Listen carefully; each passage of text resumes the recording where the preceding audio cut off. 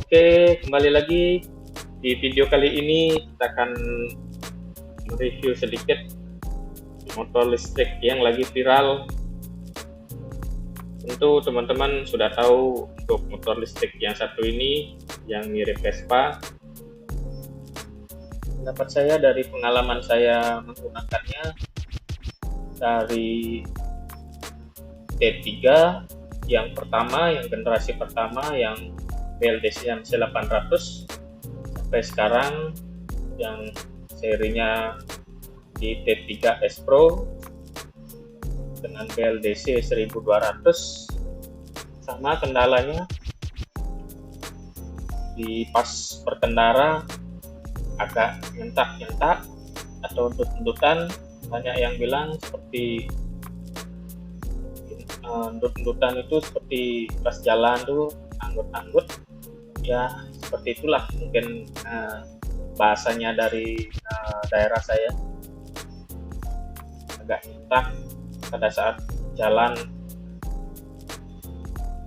Gas pertama itu apalagi bikin orang kaget. Di baru pertama berkendara, mungkin karena harganya yang murah meriah, jadi untuk kualitas sesuai dengan harga, ada kualitas. Jadi teman-teman tidak usah khawatir, tidak usah panik, jangan dulu dijual motornya, karena saya di sini akan sedikit berbagi tentang cara mengatasinya. Untuk mengatasinya kita perlu sedikit PR. Yang pertama adalah kita upgrade dulu controllernya biar pada saat berkendara itu nyaman, tak lagi endut-endutan.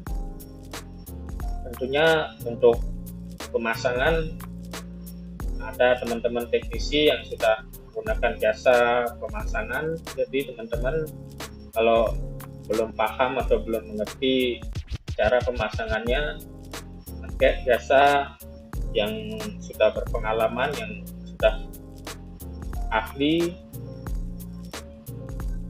Nanti controller ini perbedaannya sangat signifikan dalam berkendara. Tentunya menurut saya, dari pengalaman saya menggunakan yang standar dan sudah diganti itu jauh berbeda, lebih smooth dalam berkendara, dalam tanjakan juga dia lebih kuat. Tapi untuk baterainya yang masih SLA ini tentu menjadi PR kedua, karena untuk motor listrik yang masih menggunakan baterai SLA banyak sekali kelemahannya, terutama untuk masa pakainya. Untuk masa pakai baterai SLA itu kurang lebih 1-2 tahun, tergantung juga pemakaian, tergantung perawatan. Ya mungkin teman-teman yang udah terlanjur beli motor listrik yang masih menggunakan baterai SLA, dipakai aja, usahakan pemakaiannya jangan dihabiskan, karena untuk aki sendiri ya cepat rusak apabila kita habiskan tegangan voltasenya. Sama dengan aki-aki motor yang ada di bensin, ketika ketegangan sudah drop ataupun melebihi ambang batas dari tegangan kerjanya, dia akan tidak bisa dicas. Walaupun ada juga yang bisa diperbaiki, tapi untuk hasil atau kapasitasnya pasti akan berkurang. Jadi untuk teman-teman usahakan pemakaian jangan terlalu dihabiskan, sehingga baterai bisa menjadi awet. Ya semoga bisa sampai 1-2 tahun. Untuk kedepannya setelah baterai SLA yang ada di motor ini tidak bisa lagi digunakan, siapkan untuk penggantian baterai. Kalau tidak ada baterai, motor pasti tidak akan jalan. Ya, mungkin segitu saja dari pengalaman saya. Tentu sejelek-jeleknya ataupun sekurang-kurangnya motor listrik dengan harga yang murah meriah, saya tetap terbantu dari pengeluaran untuk beli bensin. Sekarang bisa dihemat sekitar 50%, walaupun dalam pengisian baterainya ngecasnya perlu waktu berjam-jam, karena untuk baterai SLA dia belum support untuk fast charging. Kalau dengan kapasitas 20 Ah dengan charger standarnya di 2 ampere, dari 0 sampai full bisa jadi 10 jam dia ngecas kalau dalam hitung-hitungannya. Tapi karena untuk baterai SLA sendiri kelemahannya tidak bisa dihabiskan semua kapasitasnya. Dari 22 Ah itu mungkin hanya 16 Ah yang bisa digunakan, lebih dari itu baterai akan rusak. Jadi untuk pengecasan ya paling lama sekitar 8 jam. Untuk jarak tempuh sendiri diklaim mampu 60 km sekali cas, tapi untuk jarak tempuh banyak faktor yang mempengaruhi. Medan, banyak tanjakan ataupun beban dari pengendara, ataupun cara kita berkendara. Semakin kita ngebut semakin boros baterai. Jadi jarak tempuh tergantung dari medan, beban, dan cara kita berkendara.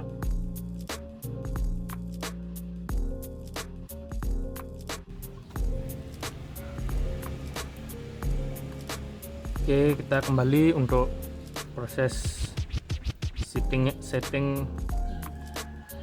Sekarang kita akan melakukan proses settingan. Kita buka aplikasinya.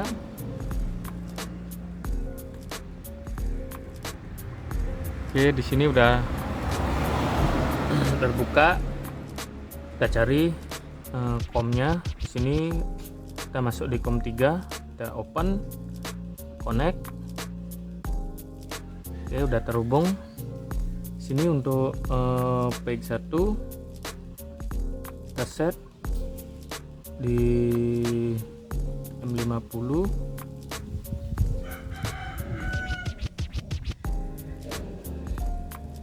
Di sini udah otomatis ya, kita jangan rubah. Kita masuk ke page 2. Untuk page 2, untuk current-nya kita set di 60 saja,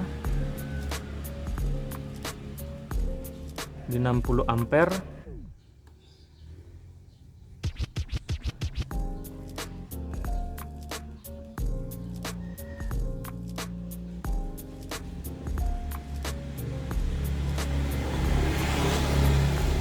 Kita masuk ke page 3. Di sini untuk plug awakening-nya, page 2-nya untuk plug awakening kita isi 3000 dan 200. Untuk settingannya di sini HDC enable-nya kita centang untuk melimit untuk RPM-nya. Di sini RPM-nya di 970 RPM. Oke, di sini udah. Untuk pole pair kita kasih 26. Cruise control kita centang, udah. Masuk ke port setting. Di sini port settingnya di PC5 kita kasih untuk part inputnya.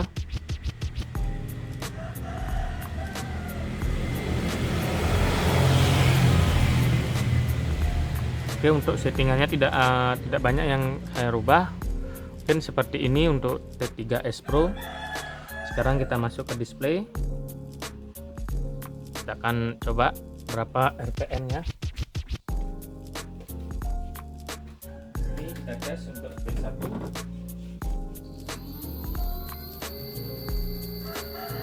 seperti 480 RPM, speed 2 600, speed 3 1300. Di sini di speedometer di 96. Kita coba naikkan lagi. Mungkin kita kasih di RPM-nya di 1200 ya. Settingan 6.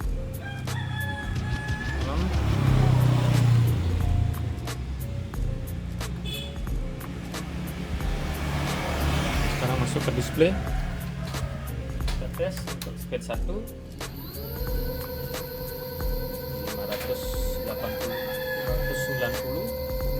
speed 2 800 rpm, speed 3 1177.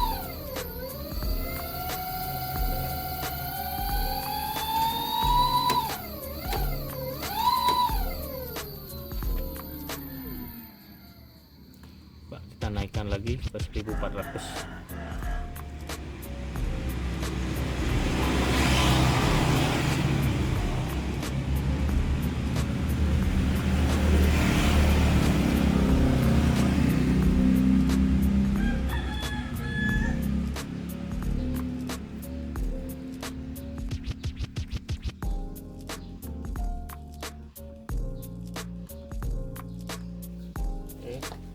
Tes ketiganya.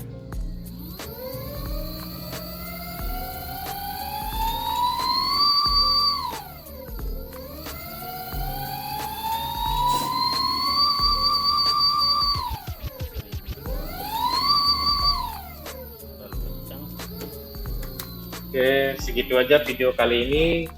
Semoga bermanfaat. Sampai jumpa di video selanjutnya. Mohon bantuannya subscribe. Thank you.